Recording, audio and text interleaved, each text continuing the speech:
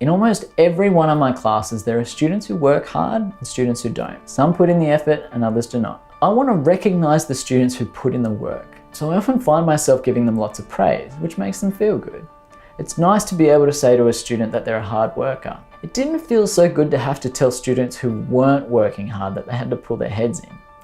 I had one student who'd sit in the back of the class on his phone. I couldn't understand the point of him coming to class. I felt so frustrated, I just sat back and didn't say anything. I knew I'd crush him if I said he was a slacker and that he needed to pull his finger out. I felt stuck.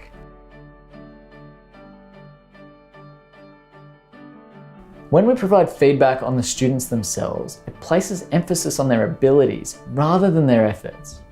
This applies to both praise, like you're a hard worker, and a criticism, like you're really lazy. Particularly when it comes to criticism, this kind of thing hurts, and it's very difficult to correct. Imagine you're cooking a roast for your partner, and the pork crackling's all soggy and disgusting. It hurts for someone to say you're a terrible cook, or you're so careless. Neither of these things help you to learn anything for next time. Criticizing the person really hurts. Interestingly, praising someone for their personal characteristics can backfire too. Say a student does something well and a teacher says, "You're a natural," or "You're so smart." This doesn't acknowledge the work and effort that went into the outcome. Research has shown that praising a student for their natural characteristics means they're less likely to work hard in the future. As you can see from this study, students who were given this kind of praise subsequently chose easier things to work on. If you're naturally talented, why would you want to risk failing and possibly learn that you're not so talented after all? If you think cooking is about talent, then what does it mean about you if you challenge yourself with a souffle and make a total mess of it?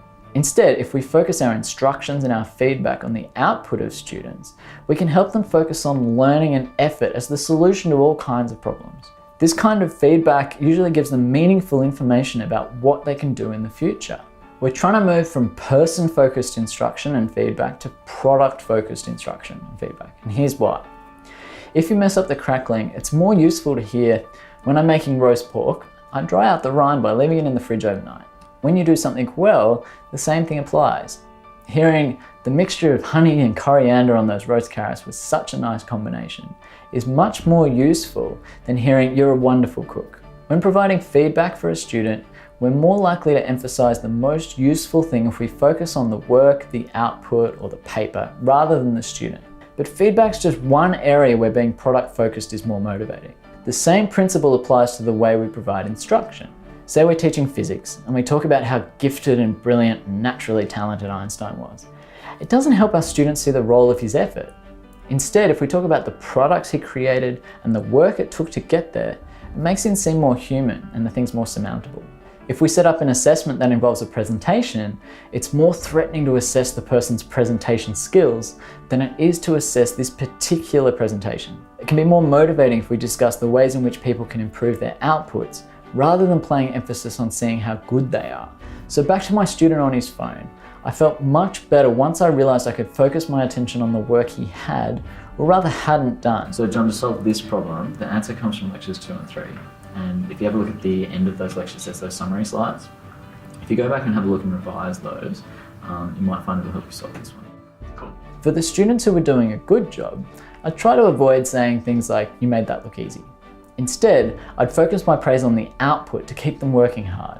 So this section is really clear and it links to the evidence really well. I can see that the effort that you put in is really paid off. Ooh. After all, because I wanted my students to work hard and improve, it made sense for me to focus my teaching on hard work and improvement.